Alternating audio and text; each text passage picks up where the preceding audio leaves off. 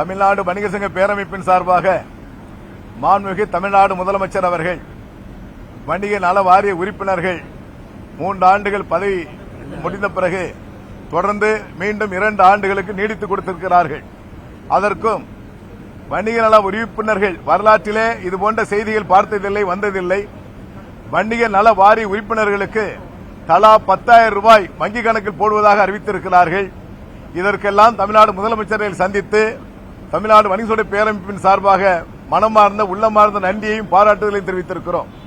அதேபோன்று இந்த நிலைப்பாடு கேஸ் தட்டுப்பாடு வருவதாக அறிவித்துக் கொண்டிருக்கிறார், அச்சப்பட்டுக் கொண்டிருக்கிறார்கள்.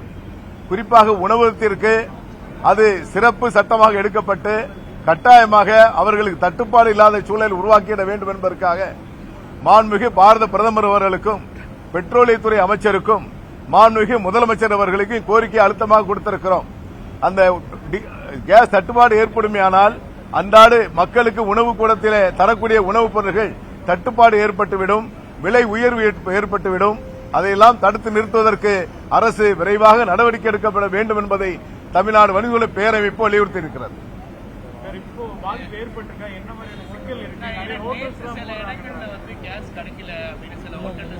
அதாவது இப்ப தட்டுப்பாடு இருக்கு, உடனே கிடைக்கல, கொஞ்சம் லேட்டா தர்றாங்க. இதுவரைக்கும் இல்லைன்னு சொல்லாத அளவுக்கு பொருள் கொடுத்துக்கிட்டு இருக்கோம். இன்னொரு 2 தினங்களுக்கு அப்புறம் இன்னும் ஷார்டேஜ் ஆகுன்னு சொல்றாங்க. அந்த ஷார்டேஜ் ஆச்சுன்னா தான் ரொம்ப கஷ்டப்படக்கூடிய நிலை ஏற்படும். சொல்லி இருக்கிறோம், மனு கொடுத்திருக்கிறோம். இதுவரை அப்படி இல்லை. ஏன்னா ஹோட்டல்கள் அன்றாட தேவையான பொருட்கள் தான் வாங்கி வச்சிருப்பாங்க. ஏன்னா சிலிண்டர் வைப்பதற்கு தனியா கூட அமைக்க இல்ல, யாருமே வைக்கிறதுக்கு வாய்ப்பு இல்ல. இருந்தாலும் 1-2 பேர் தான் வச்சிருக்க முடியும். பெரிய ஹோட்டல்கள் தான் 1-2 சிலிண்டர் எக்ஸ்ட்ரா இருக்கும்.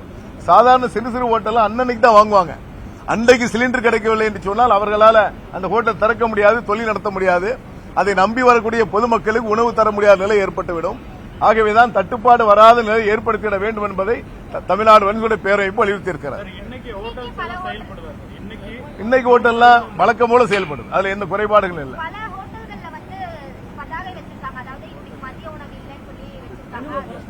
அதாவது மெனுவை குறைச்சிருப்பாங்க. அதாவது நீங்க பாத்தீங்கன்னா ஒரு 20 வெரைட்டிஸ் போடுறாங்கன்னா ஒரு 10 வெரைட்டிஸ் குறைச்சிருப்பாங்க, 10 வெரைட்டிஸ் போடுறாங்க. இல்லை என்று சொல்லக்கூடாது என்பதற்காக அதை செஞ்சிருக்காங்க. அந்த 10 பொருளும் இல்லாமல் போய்விடக்கூடாது என்பதற்காக தான் தமிழ்நாடு வணிக சங்க பேரமைப்பு இந்த அழுத்தத்தை கொடுத்திருக்கிறது. இந்த பெட்ரோல் துறையில எங்களுக்கு ஒரு சிறப்பு சட்டமாக, அதாவது ஹோட்டல் அத்தியாவசியமான பொருள் எஸ்மா ஆக்ட் ஒரு ஆக்ட் இருக்கு. அந்த ஆக்ட் பிரகாரம் கொண்டு வந்துட்டா தட்டுப்பாடு இல்லாம சிலிண்டர் கிடைப்பதற்கு வழிவகை செய்யும். அந்த சிலிண்டர் தட்டுப்பாடு இல்லாமல் கிடைச்சால் மக்களுக்கு உணவுப் பொருள் தட்டுப்பாடு இல்லாமல் கிடைக்கும். தட்டுப்பாடு இல்லாமல் கொடுப்பதோடு மட்டுமல்லாமல் விலை ஏற்றம் ஏற்படாத சூழல் உருவாகும். இதுவரைக்கும் இல்ல இல்ல இல்ல இல்ல அப்படி இல்ல. கையிருப்பு ரெகுலர் தான். அதாவது ரெகுலர் தான் பாத்தீங்கன்னா ஒரு 10 சிலிண்டர் நாங்க வச்சிருக்கோம் வைங்களா, 2 நாளைக்கு இருக்கும். இந்த 48 மணி நேரம் கழிச்சுன்னா இருக்காது. இதுக்கிடையே சிலிண்டர் சப்ளை ஆனாதான் மீண்டும் எங்கிட்ட இருக்கும். இல்லைன்னா சிலிண்டர் இல்லாத நிலை ஏற்பட்டு கட்டாயமா போர் நாள் தான் தட்டுப்பாடு. இல்லைன்னு சொன்னா ரெகுலரா இருந்துச்சு, தாக்கமே இல்லாம இருந்தது. இல்ல மத்திய அரசு தானே இதை வாங்கி நம்மளுக்கு தந்துகிட்டு இருக்காங்க. கச்சா எண்ணெய் வாங்குவது கொள்முதல் செய்து அவங்க தான் பண்றாங்க. அதை எப்படி வாங்க வேண்டும்? இப்ப ரஷ்யாவில் நிறைய வாங்குறோம், நம்ம ஏற்கனவே குறைச்சிட்டாங்க. இப்ப அதிகப்படியா வாங்கப்பட வேண்டும். அவர்கள் வாங்கி நாட்டுக்கு நம்ம தட்டுப்பாடான நிலை உருவாக்குவதற்கு மத்திய அரசு தான் கட்டாயம் முடிவெடுக்கப்பட வேண்டும் என்று அழுத்தம் கொடுத்திருக்கிறோம். கையிருப்பு அதிகப்படுத்தி நடவடிக்கை எடுத்தாலே போதும், சிறப்பாக வந்துடும். நன்றி.